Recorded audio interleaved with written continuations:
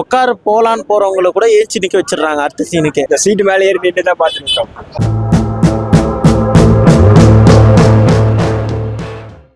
செம்ம கம்பேக் தலை. இவ்வளோ நாளா சால்ட் அண்ட் பெப்பர்லயே பாக்குறோமே, எப்பதான் நம்ம பழைய மாதிரி பாக்குறது. எனக்கெல்லாம் வீரம் அதுக்கப்புறமா என்ன சால்ட் அண்ட் பெப்பர் தான் ஃபுல்லாவே எனக்கு தெரிஞ்சு. அதுக்கப்புறமா இல்லவே இல்லையேன்னு நினைச்சேன்.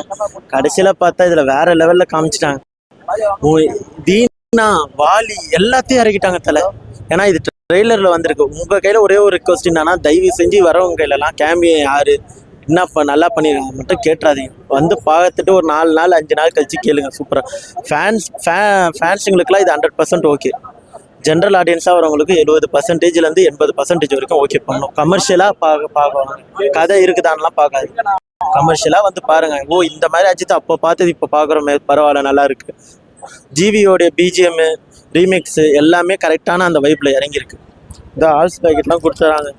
இதோட 5வது பேக்கெட்டு போட்டு எதுவுமே ஃபர்ஸ்ட் ஹாஃப் வந்து இதுக்கப்புறம் செகண்ட் ஹாஃப்லாம் என்ன பண்ண போகிறானுங்க, இதுவே செஞ்சுட்டானுங்களேன்னு பார்த்தா அதுக்கு மேலே செஞ்சு வச்சிருக்கிறானுங்க செகண்ட் ஹாஃபுக்கு வெறும் 5 நிமிஷம் தான் மெயின் ஸ்க்ரீனில் இருக்கிறவங்க உட்காந்து பார்த்தாங்க. அதுக்கப்புறமா எல்லாரும் ஏஞ்சி நின்னவங்க கிளைமேக்ஸ் வரைக்கும் ஏஞ்சி உட்கார போலான்னு போறவங்களை கூட ஏஞ்சி நிக்க வச்சிடறாங்க அடுத்த சீனுக்கே. சூப்பரா இருக்கு ப்ரோ. வேற லெவல் ப்ரோ. சம மாசு ப்ரோ. Fire bro. ஃபயர் தான் படத்துல. உட்காரவே இல்லை ப்ரோ. நின்று தான் ப்ரோ இருக்கும். சீரியஸாவே இந்த மாதிரி ஒரு படத்தை கண்டிப்பா எடுக்க முடியாது ப்ரோ வேற யாராலையும். ஆத்விக் ப்ரோ வேற level bro. Love you bro. தலை லவ் யூ. சூப்பர் இம்ப்ரெஷன் வந்துருக்கு. சூப்பரா இருந்துச்சு. ரொம்ப மாசா இருந்துச்சு பாரு. செம்ம கம்பை. ரொம்ப சூப்பரா இருந்தது ப்ரோ. தலைய அந்த ஃப்ரேம்ல பாக்குறதுக்காக வெயிட் பண்ணிருந்தோம்.